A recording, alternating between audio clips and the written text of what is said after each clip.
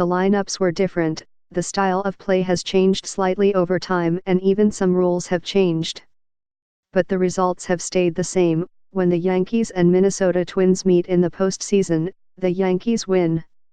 That is how it has been for more than 15 years, and the pattern held on Friday as the Yankees pounded the Twins, 10-4, in Game 1 of their best-of-5 American League Division Series. It was the Yankees' 11th consecutive postseason win over the Twins and their 14th win in 16 postseason games against them. Whether it's Torrey Hunter and Johan Santana, Joe Mauer and Joe Nathan, or Miguel Sano and Jose Barrios, the Twins have yet to figure out a way to beat the Yankees. And the Yankees' cast of players changes, too.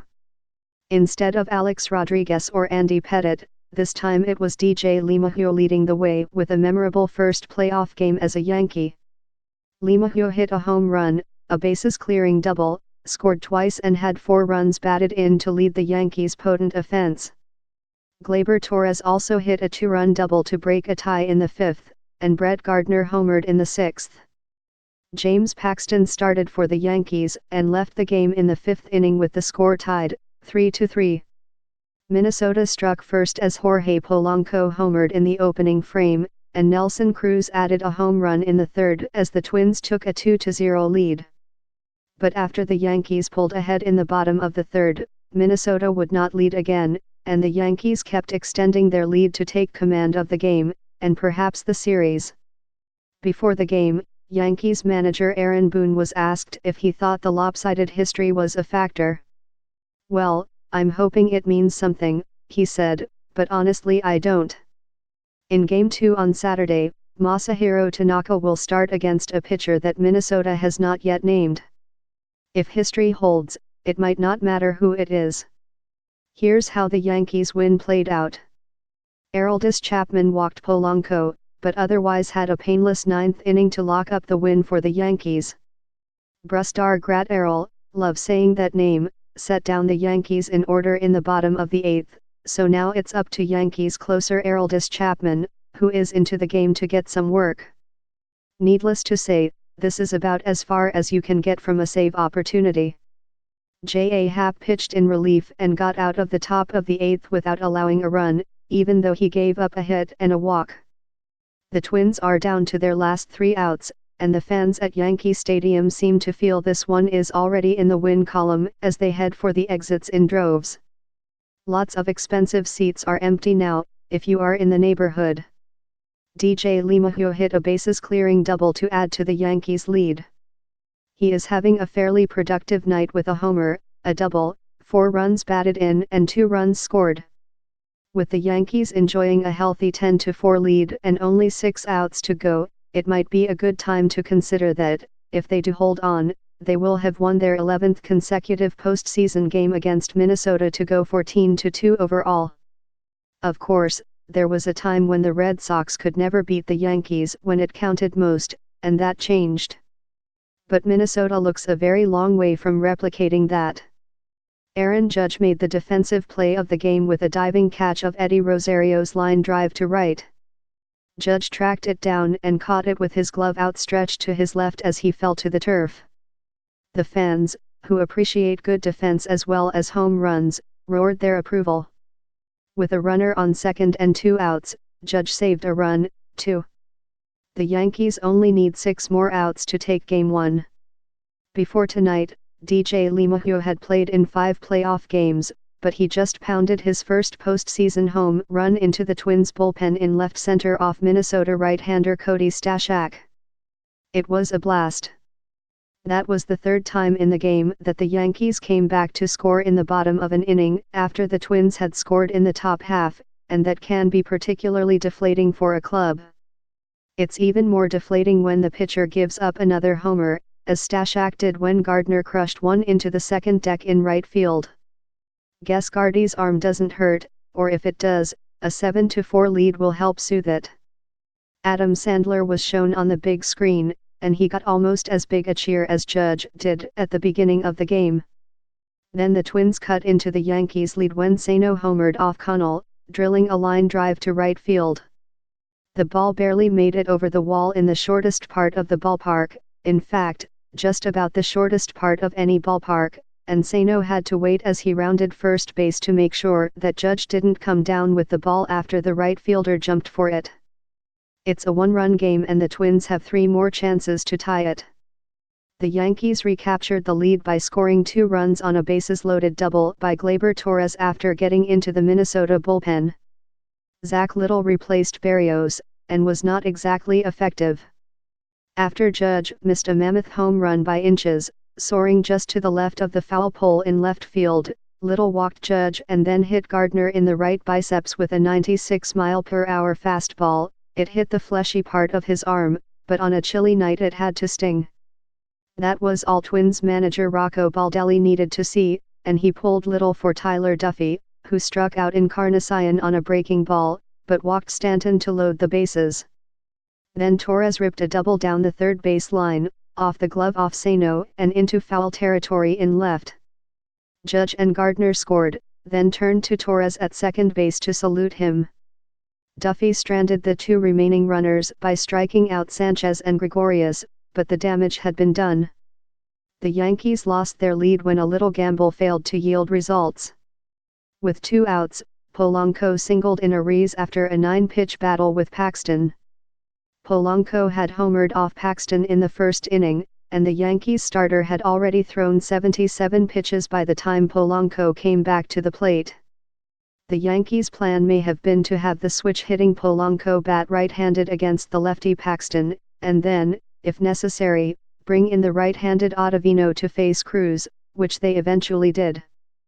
But Polanco fouled off a series of breaking pitches before lining a knuckle curve into left center field, scoring Ariz.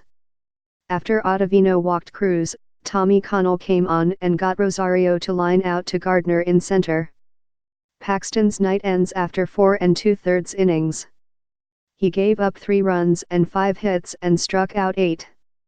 Solid inning of work by Berrios, who matches Paxton with a 1-2-3 inning, and only needs 12 pitches to do it. He got Gregorius to pop up to catcher Mitch Garver in foul territory, and Urshela hit a fly ball to center for the second out. He struck out LeMahieu on a breaking ball for a called third strike, and walked off with a big exhale. Impressive performance. As Paxton takes the mound, Yankees reliever Adam Ottavino starts warming up in the bullpen. After a long half inning in the bottom of the third, Paxton quickly gets the Twins in order in the top of the fourth, which puts more pressure on Berrios, Minnesota's starter. It would not be surprising if this Berrios was done after the 4th inning. He has already thrown 76 pitches, and that 3rd inning was a strain if only from verbally assaulting his glove at the end of it. As Berrios takes the mound to warm up, there is already movement in the Twins' bullpen. It is starting to feel like a typical Yankees-Twins playoff game. The Yankees took the lead with 3 runs in the inning. Yankee Stadium has come to life. Edwin Encarnacion is playing in his first game since September 12, but there is no rust. He roped another double to left to score LeMahieu, and is now 2 for 2 with a pair of doubles. Encarnacion, with his power, bat wiggle, and laser focus, is an intimidating force at the plate in the postseason, similar to the way Gary Sheffield was, and he is a proven postseason slugger. He now has 15 RBI in 27 postseason games. The Yankees were able to draw even after the Twins could not convert a double play. Cron could not corral a low relay throw from Ariz, allowing 2 runs to score.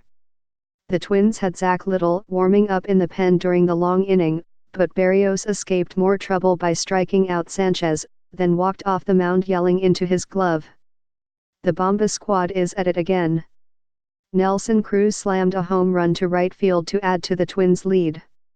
The Twins, like many teams, come into Yankee Stadium and shoot for that shallow right field fence. It went right over the 314-foot sign. They even work on it in batting practice. For Cruz, it was his 17th postseason home run. What a slugger, he's had his ups and downs in the postseason, as Tyler Kepner of the Times detailed in this story. Good thing for the Yankees that Judge made a nice catch earlier in the inning, or the home run could have been more damaging. Judge showed his athleticism and long glove, by running in and making a diving catch on Polanco's bloop into shallow right. Berrios's fastball really looks sharp tonight, especially on one inside heater at 95 mph that he used to strike out Gleyber Torres. This inning he threw it inside and up, which is where he can be especially effective. He got Didi Gregorius with an elevated fastball on the outside corner at 94. That was an important out, because Gregorius is a twin killer. In 32 games against Minnesota, Gregorius has a .345 batting average with 8 home runs, and in 2 games at Minnesota in July he went 8 for 10 with 10 runs batted in. Sano made another nice play to get Joe Urshela for the final out, and Cron made a nifty scoop. James Paxton pitched around a bad error by DJ LeMahieu, who dropped an easy pop-up at first base that allowed CJ Cron to reach base safely and put 2 runners on base with only 1 out. Call it the first indication of nerves, but Paxton took care of it by inducing a ground ball to the left side of the infield, and Joe Urshela made a nice scoop to initiate the double play. Marwin Gonzalez hit a 1-out double in the inning. Remember how the Yankees' postseason ended last year, with an agonizingly close play at first base? You may recall Steve Pearce's crazy stretch. Well, in a similar play, Giancarlo Stanton was thrown out at first for the final out of the inning after a great bare-handed pickup and throw by Twins third baseman Miguel Sano. Stanton, who hit a weak ground ball, was originally ruled safe, which would have scored the run from third base in Aaron Judge. But after a review, it was shown that the throw beat Stanton by a hair and Berrios got out of the inning unscathed, despite giving up a walk to Judge and a double to Edwin Encarnacion, who seems to be healthy. Encarnacion ripped a shot into the left field corner.